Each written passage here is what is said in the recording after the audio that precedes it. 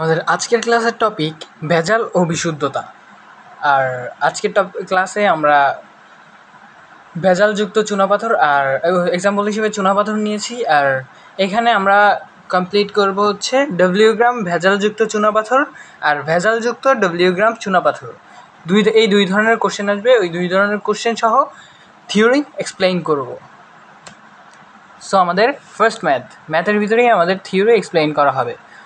First math, W গ্রাম ভেজালযুক্ত চুনাপাথর আর ভেজালযুক্ত W গ্রাম চুনাপাথর।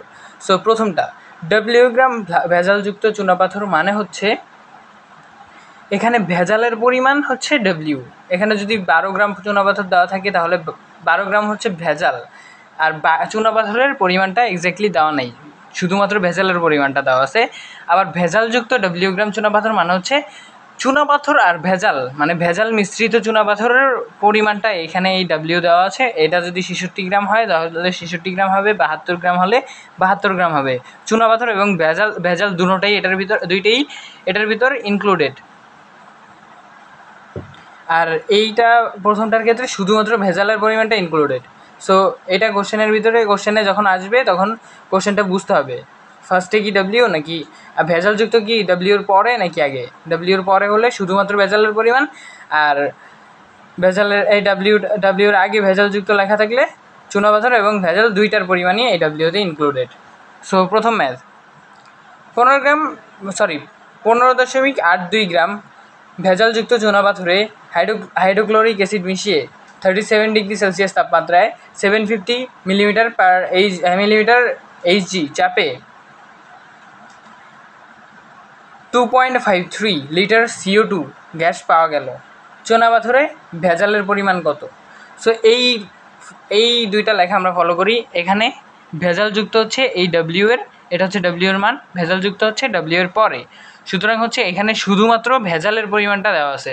So আমাদের কোশ্চেন ছিল ভেজালের পরিমাণ কত, এটা হচ্ছে বিক্রিয়া এইটার, আর ভেজালের পরিমাণ হচ্ছে এটা 15.82 গ্রাম, এটা হচ্ছে ভেজালের পরিমাণ। সেকেন্ড ম্যাথ,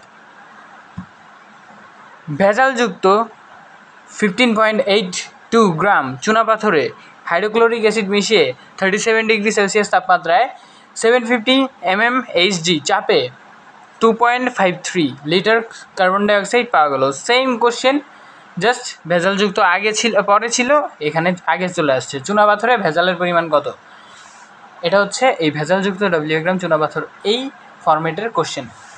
সো এইখানে এই যে 15.82 গ্রাম, এখানে চুনাপাথরের পরিমাণটাও ইনক্লুডেড, ভেজালের পরিমাণটাও ইনক্লুডেড। সো আমরা আগে বিশুদ্ধ চুনাপাথরের পরিমাণটা বের করতে হবে, তারপর ওইটা মাইনাস করলেই ভেজালের পরিমাণটা পেয়ে যাব। সো আমরা বিক্রিয়াটা লিখি। চুনাপাথর হচ্ছে CaCO3, হাইড্রোক্লোরিক অ্যাসিড অ্যাড করছি, উৎপন্ন হয়েছে CaCl2 plus H2O plus CO2।